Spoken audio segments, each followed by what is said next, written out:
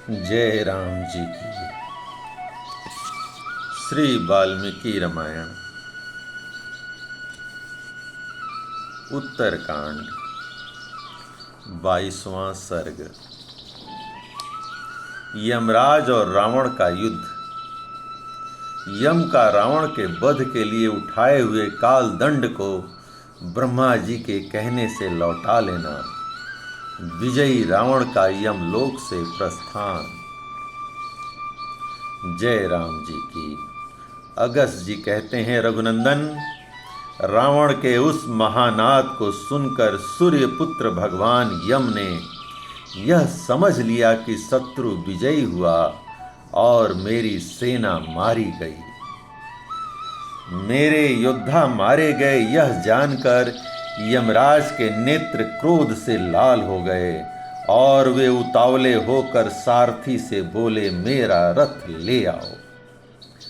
तब उनके सारथी ने तत्काल एक दिव्य एवं विशाल रथ वहां उपस्थित कर दिया और वह सामने विनीत भाव से खड़ा हो गया।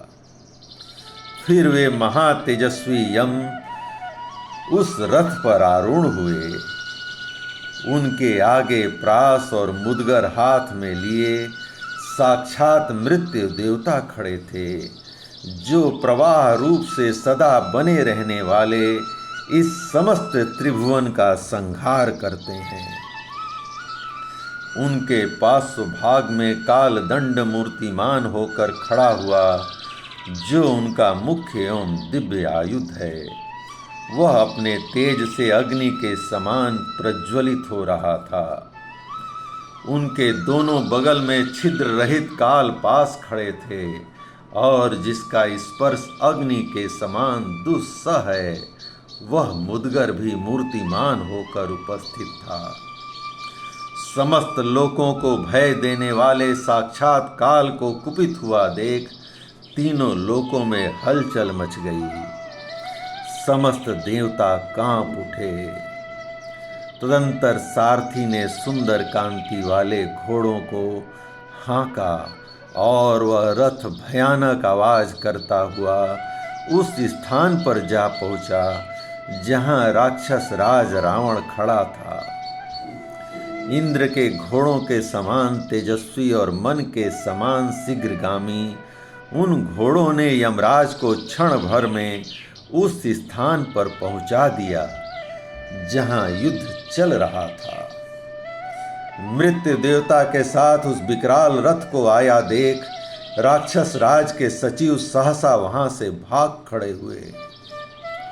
उनकी शक्ति थोड़ी थी, इसलिए वे भय से पीड़ित हो अपना होश हवास खो बैठे और हम यहाँ युद्ध करने में समर्थ नहीं हैं, ऐसा कहकर विभिन्न दिशाओं में भाग गए। परंतु समस्त संसार को भयभीत करने वाले वैसे विकराल रथ को देखकर भी दशग्रीव के मन में न तो क्षोभ हुआ और न भय ही। अत्यंत क्रोध से भरे हुए यमराज ने रावण के पास पहुंचकर शक्ति और तोमरों का प्रहार किया तथा रावण के मर्म स्थानों को छेद डाला। तब रावण ने भी संभलकर यमराज के रथ पर बाणों की झड़ी लगा दी, मानो मेघ जल की वर्षा कर रहे हों। तदंतर उसकी विशाल छाती पर सैकड़ों महाशक्तियों की मार पड़ने लगी। वह राक्षस शल्यों के प्रहार से इतना पीड़ित हो चुका था कि यमराज से बदला लेने में समर्थ न हो सका। इस प्रकार शत्रुसूदन यम ने नाना प्रकार के अस्त्र शस्त्रों का प्रहार करते हुए रणभूमि में लगातार 7 रातों तक युद्ध किया। इससे उनका शत्रु रावण अपनी सुध बुध खोकर युद्ध से विमुख हो गया। वीर रघुनंदन, वे दोनों योद्धा समर भूमि से पीछे हटने वाले नहीं थे और दोनों ही अपनी विजय चाहते थे। इसलिए उन यमराज और राक्षस दोनों में उस समय घोर युद्ध होने लगा। तब देवता, गंधर्व, सिद्ध और महर्षि गण प्रजापति को आगे करके उस सम्रांगण में एकत्र हुए। उस समय राक्षसों के राजा रावण तथा प्रेतराज यम के युद्ध परायण होने पर समस्त लोकों के प्रलय का समय उपस्थित हुआ सा जान पड़ता था। राक्षस राज रावण भी इंद्र की असनी के सदृश अपने धनुष को खींचकर बाणों की वर्षा करने लगा। इससे आकाश ठसाठस भर गया, उसमें तिल भर भी खाली जगह नहीं रह गई। उसने 4 बाण मारकर मृत्यु को और 7 बाणों से यम के सारथी को भी पीड़ित कर दिया। फिर जल्दी जल्दी लाख बाण मारकर यमराज के मर्म स्थानों में गहरी चोट पहुंचाई।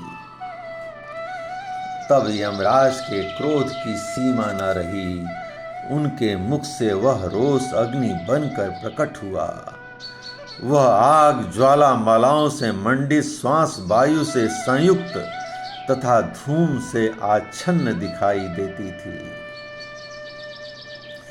देवताओं तथा दानवों के समीप वह आश्चर्यजनक घटना देखकर रोषावेश से भरे हुए मृत्यु एवं काल को बड़ा हर्ष हुआ। तत्पश्चात मृत्युदेव ने अत्यंत कुपित होकर वैवस्वत यम से कहा, आप मुझे छोड़िए, आज्ञा दीजिए, मैं सम्रांगण में इस पापी राक्षस को अभी मारे डालता हूँ।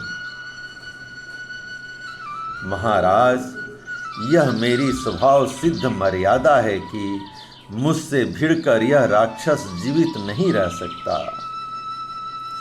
श्रीमान हिरण्यकशिपु, नमुची, संबर, निषिंद, धूमकेतु, विरोचन कुमार बलि, शंभु नामक दैत्य, महाराज वृत्त तथा बाणासुर, कितने ही शास्त्र वेत्ता, राजर्षि, गंधर्व, बड़े बड़े नाग, ऋषि, सर्प, दैत्य, यक्ष, अप्सराओं के समुदाय, युगांत काल में समुद्रों, पर्वतों, सरिताओं और वृक्षों सहित पृथ्वी, ये सब मेरे द्वारा क्षय को प्राप्त हुए हैं।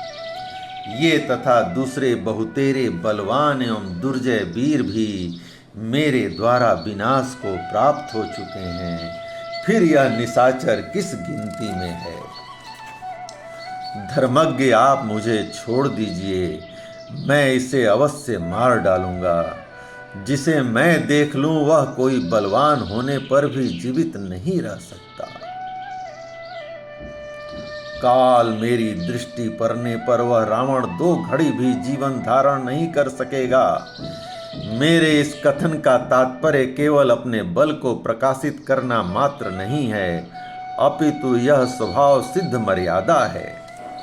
मृत्यु की यह बात सुनकर प्रतापी धर्मराज ने उससे कहा, तुम ठहरो, मैं ही इसे मार डालता हूँ। तदंतर क्रोध से लाल आंखें करके सामर्थ्यशाली वैवस्वत यम ने अपने अमोघ काल दंड को हाथ से उठाया। उस काल दंड के पार्श्व भाग में कालपाश प्रतिष्ठित थे और वज्र एवं अग्नि तुल्य तेजस्वी मुदगर भी मूर्तिमान होकर स्थित था। वह काल दंड दृष्टि में आने मात्र से प्राणियों के प्राणों का अपहरण कर लेता था। फिर जिससे उसका स्पर्श हो जाए अथवा जिसके ऊपर उसकी मार पड़े, उस पुरुष के प्राणों का संहार करना उसके लिए कौन बड़ी बात थी।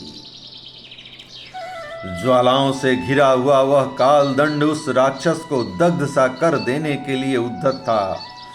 बलवान यमराज के हाथ में लिया हुआ वह महान आयुध अपने तेज से प्रकाशित हो उठा। उसके उठते ही सम्रांगण में खड़े हुए समस्त सैनिक भयभीत होकर भाग चले। कालदंड उठाए यमराज को देखकर समस्त देवता भी क्षुब्ध हो उठे।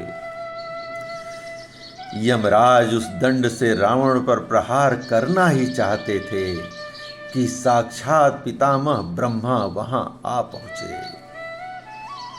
उन्होंने दर्शन देकर कहा, अमित पराक्रमी महाबाहु वैवस्वत, तुम इस काल दंड के द्वारा निशाचर रावण का वध न करो। जो देवता अथवा मनुष्य मुझे असत्यवादी बना देगा, उसे समस्त त्रिलोकी की मिथ्याभासी बनाने का दोष लगेगा, इसमें संशय नहीं है। यह कालदंड तीनों लोकों के लिए भयंकर तथा रौद्र है। तुम्हारे द्वारा क्रोध पूर्वक छोड़ा जाने पर यह प्रिय और अप्रिय जनों में भेदभाव न रखता हुआ सामने पड़ी हुई समस्त प्रजा का संहार कर डालेगा। इस अमित तेजस्वी कालदंड को भी पूर्व काल में मैंने ही बनाया था। यह किसी भी प्राणी पर व्यर्थ नहीं होता, इसके प्रहार से सबकी मृत्यु हो जाती है। अतः सौम्य, तुम इसे रावण के मस्तक पर न गिराओ। इसकी मार पड़ने पर कोई एक मुहूर्त भी जीवित नहीं रह सकता। कालदंड पड़ने पर यदि यह राक्षस रावण न मरा तो अथवा मर गया तो दोनों ही दशाओं में मेरी बात असत्य होगी। इसलिए हाथ में उठाए हुए इस कालदंड को तुम लंकापति रावण की ओर से हटा लो। यदि समस्त लोकों पर तुम्हारी दृष्टि है तो आज रावण की रक्षा करके मुझे सत्यवादी बनाओ। ब्रह्मा जी के ऐसा कहने पर धर्मात्मा यमराज ने उत्तर दिया, यदि ऐसी बात है तो लीजिए, मैंने इस दंड को हटा लिया। आप हम सब लोगों के प्रभु हैं, अतः आपकी आज्ञा का पालन करना हमारा कर्तव्य है। परंतु वरदान से युक्त होने के कारण यदि मेरे द्वारा इस निशाचर का वध नहीं हो सकता तो इस समय इसके साथ युद्ध करके ही मैं क्या करूँगा। इसलिए अब मैं इसकी दृष्टि से ओझल होता हूँ। यह कहकर यमराज रथ और घोड़ों सहित वहां से अंतर ध्यान हो गए। इस प्रकार यमराज को जीतकर अपने नाम की घोषणा करके दशग्रीव रावण पुष्पक विमान पर आरूढ़ हो यमलोक को चले गए। तदंतर सूर्य पुत्र यमराज तथा महामुनि नारद जी ब्रह्मा आदि देवताओं के साथ प्रसन्नता पूर्वक स्वर्ग गए। जय राम जी की। इस प्रकार श्री वाल्मीकि निर्मित आर्ष रामायण आदि काव्य के उत्तर कांड का 22वां सर्ग प्रभु श्री राम की कृपा से पूर्ण हुआ। जय राम जी।